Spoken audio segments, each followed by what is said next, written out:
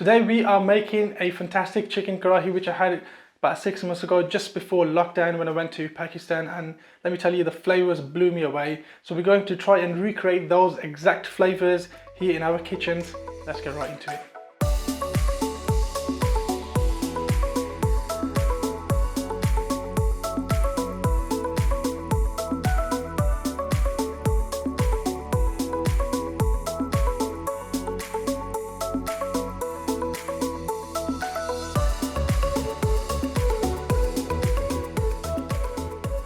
To make this ingredient, you are going to need about 1¼ teaspoon of salt, 1 tablespoon of garam masala, 1 teaspoon of paprika, 1 teaspoon of turmeric, 1 teaspoon of red chili, about 1 medium-sized chicken. In here I've got 1 to 2 cloves of garlic, about 1 tablespoon of ginger, 1 teaspoon of cumin, and 3 green chilies chopped. Here I've got about 6 tomatoes. They were very small in size, but you just need 3 to 4 medium tomatoes to pull off the same thing. And then finally 1 large onion chopped nicely, thinly, ready to go. So I've got this non-stick karahi kind of style pan over a medium heat, and we're going to add some oil in there. Again, my choice of oil will be rapeseed oil, and we're going to add our cut onions to this. We're going to let them fry slowly. Don't want to get them too brown straight away. Just give them a quick mix. Make sure they're all coated in the oil. Just let these fry for the next 5 to 10 minutes until they start to get a slight colour on them. And then we're going to add our ginger, garlic and chili paste. So after a couple of minutes, the onions have gone nice and soft. Still yet to get colour on them, but they have got nice and soft. And at this point we're going to add our paste of the ginger, garlic, onions and cumins.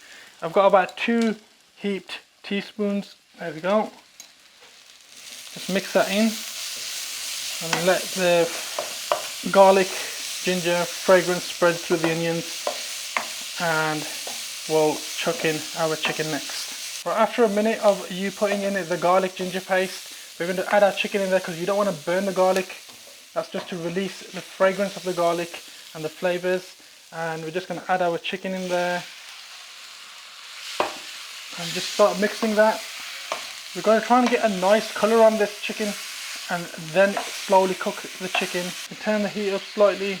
So just let that chicken cook in there for a couple of minutes, get some color on the chicken, and then we'll add in the rest of our spices and our tomatoes. So after a couple of minutes, once your chicken is starting to get slightly golden and not pink anymore, we're going to add our spices. So the spices I mentioned in the beginning: salt, garam masala, paprika, red chili powder and our turmeric. Just give that a nice mix. The smell coming out of this is unbelievable.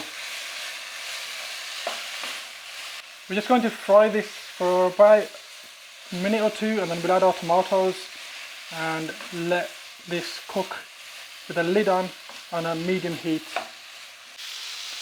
So I've let this fry off for a couple of minutes, adding the spices in there. Now we're going to add our tomatoes, our chopped tomatoes, and we'll give that a quick mix. Let the tomatoes soften up. We're going to add half a glass of warm water in there, and we're going to let this sit with the lid on for about 25 minutes. Let the chicken fully cook and get soft from the inside, and that will be ready to eat. So that's been there for about a minute. We're going to add some warm water in there just to cover that slightly so we can get a nice gravy in the end. Let that simmer for about 20-25 minutes, and that will be all nice and ready. Now you can use chicken stock instead of water. I don't have any chicken stock at hand, so I'm going to be using water, which is totally fine. So let this sit down, bubble away, and we'll come back to it in about 20 minutes.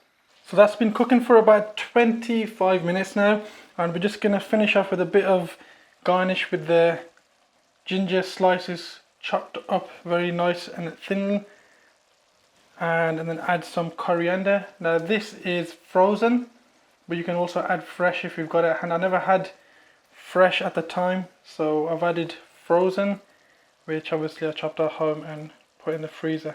Turn the gas down now and turn it completely off. And that, my friends, is a perfect karahi. We'll plate this up and have a bite. Let's get that in there nice, hot and steamy.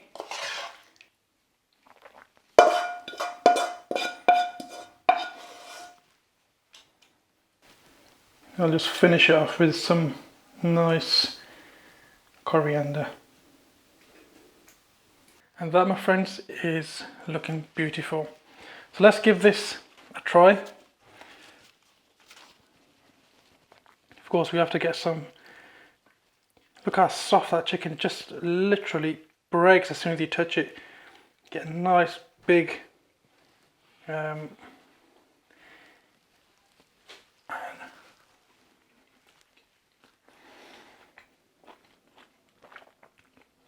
that just reminds me of Pakistan.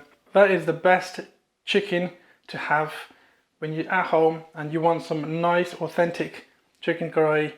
Beautiful dish to make at home. Enjoy it with your families. Get some naan bread. Hopefully in a video coming soon I'll show you how to make a naan bread as well, and then you can tie it up with this chicken karahi.